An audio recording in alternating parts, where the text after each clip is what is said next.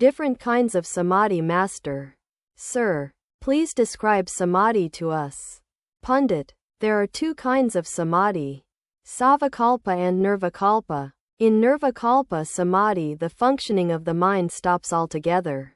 Master. Yes. The mind completely takes the form of reality.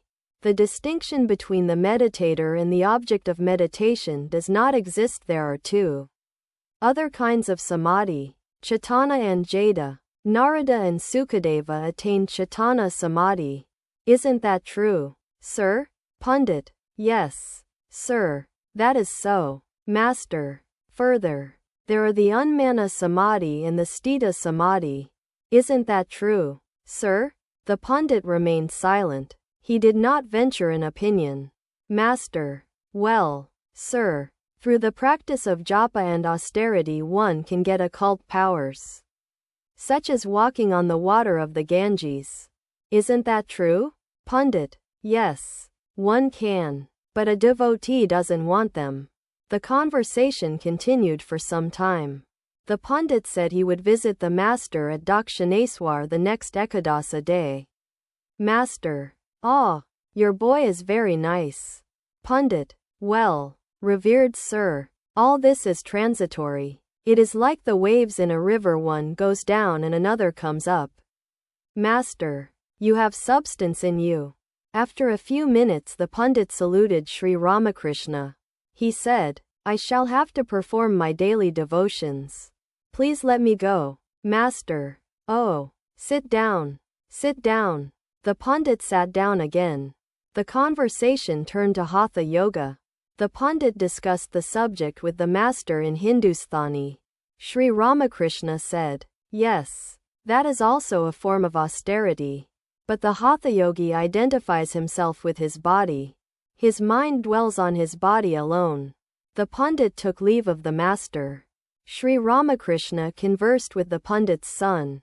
Master. One can understand the Bhagavata well if one has already studied the Nyaya, the Vedanta, and the other systems of philosophy. Isn't that so? Pundit's son. Yes, sir. It is very necessary to study the Samkhya philosophy. The conversation went on. Sri Ramakrishna was leaning against a big pillow. The devotees were sitting on the floor. Lying in that position, the master began to sing. Brother, joyfully cling to God, thus striving. Someday you may attain Him. Their host entered the room and saluted Sri Ramakrishna. He was a pious man and devoted to the master. The Pundit's son was still there. The master asked if the Panini, the Sanskrit grammar, was taught in the schools. He further asked about the Nyaya and the Vedanta philosophies. The host did not show much interest in the discussion and changed the subject. Host. Revered sir, what is the way for us? Master.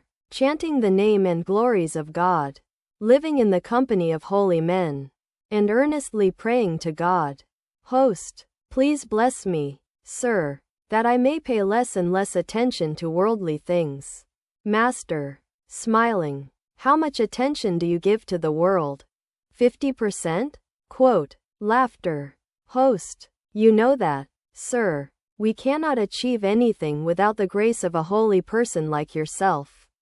Master. If you please God, everyone will be pleased. It is God alone that exists in the heart of the holy man. Host. Nothing, of course, remains unrealized when one attains God. If a man attains God, he can give up everything else. If a man gets a rupee, he gives up the joy of a penny. Master. A little spiritual discipline is necessary.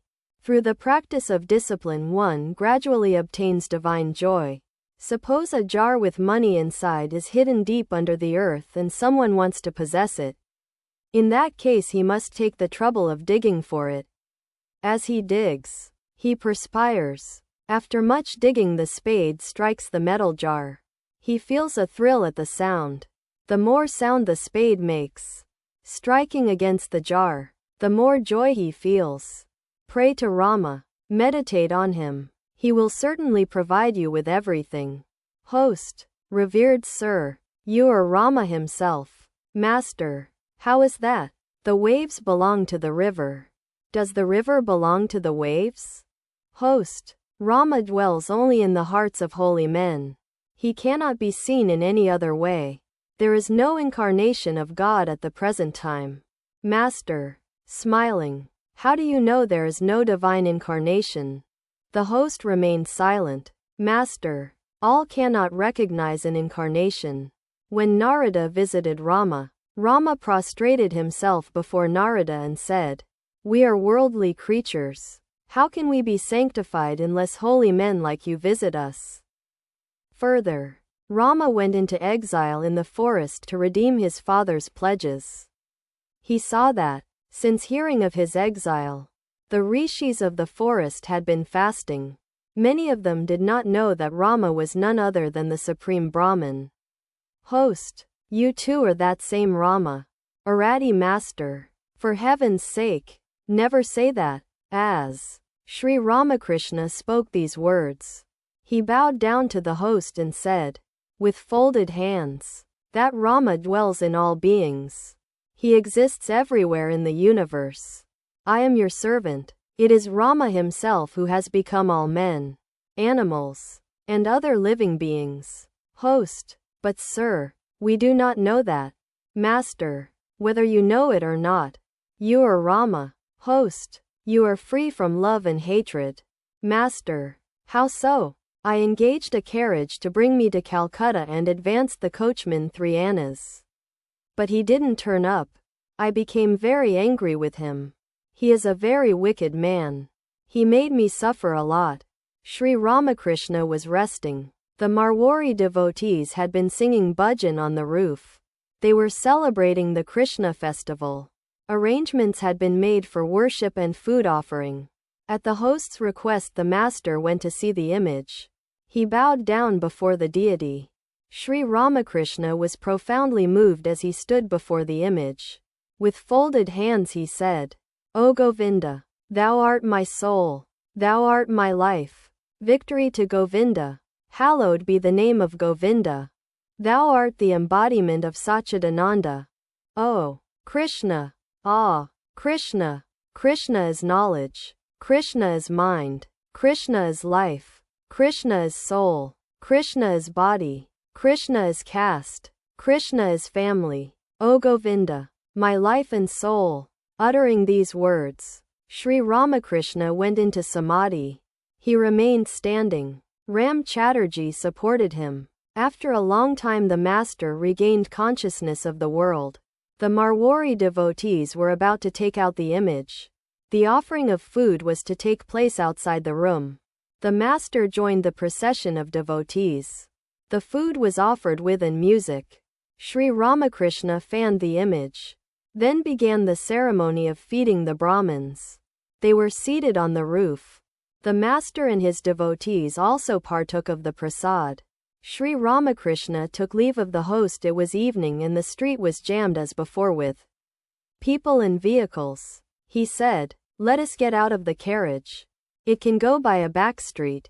Proceeding on foot, he found that a betel leaf seller had opened his stall in front of a small room that looked like a hole. One could not possibly enter it without bending one's head.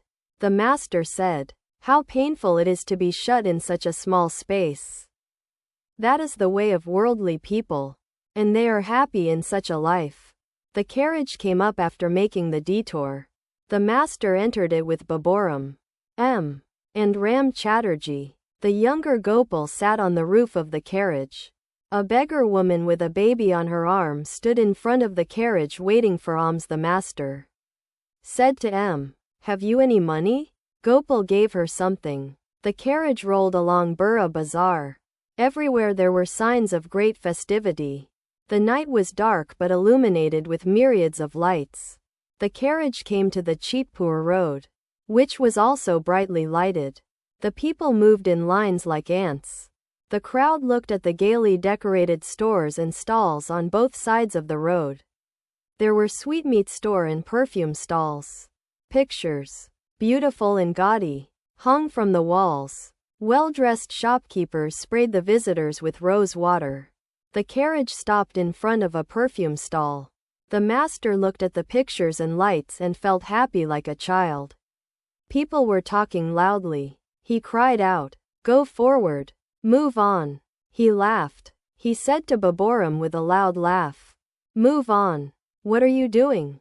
The devotees laughed too. They understood that the master wanted them to move forward to God and not to be satisfied with their present state. The carriage drove on. The master noticed that M had brought some cloths for him. M had with him 2 pieces of unbleached and 2 pieces of washed cloth. But the master had asked him only for the unbleached ones. He said to M, "Give me the unbleached ones. You may keep the others." "All right, you may give me one of them. Then shall I take back 1 piece?" "Master, then take both." "As you please." "Sir." "Master, you can give me those when I need them. You see, yesterday Benny Pal wanted me to carry away some food for Ramlal. I told him I couldn't. It is impossible for me to lay up for the future." That's all right, sir. I shall take back the 2 pieces of washed cloth." "Master," tenderly, "don't you see, if any desire arises in my mind, it is for the good of you all? You are my own. I shall tell you if I need anything." Humbly, "Yes, sir." Referring to a devotee, Sri Ramakrishna said, "I said to him yesterday, tomorrow I shall go to Burra Bazaar. Please meet me there." Do you know what he said? He said, "The tram fare will be 1 anna. Where shall I get it?" He had been to Benny Pal's garden yesterday and had officiated there as priest. No one had asked him to do it. He had put on the show himself. He wanted people to know that he was a member of the Brahmo Samaj. Can you tell me what he meant when he said that the tram would cost him 1 anna? The conversation turned to the Annakuta festival of the Marwaris. "Master." To the devotees, "What you have seen here one sees at Vrindavan too. Rakal has been seeing the same thing there. But the mound of food at Vrindavan is higher. And more people gather there. There you also see the Govardhan hill. That's the only difference. Did you notice the Marwaris's devotion? That is the real Hindu ideal. That is the Sanatana Dharma. Did you notice their joy when they carried the image in procession? They were happy to think that they bore the throne of God on their shoulders. The Hindu religion alone is the Sanatana Dharma. The various creeds you hear of nowadays have come into existence through the will of God and will disappear again through His will. They will not last forever. Therefore I say, I bow down at the feet of even the modern devotees. The Hindu religion has always existed and will always exist. Was going home. He saluted the master and got out of the carriage near Soba Bazaar. Sri Ramakrishna proceeded to Dakshineswar in a happy mood.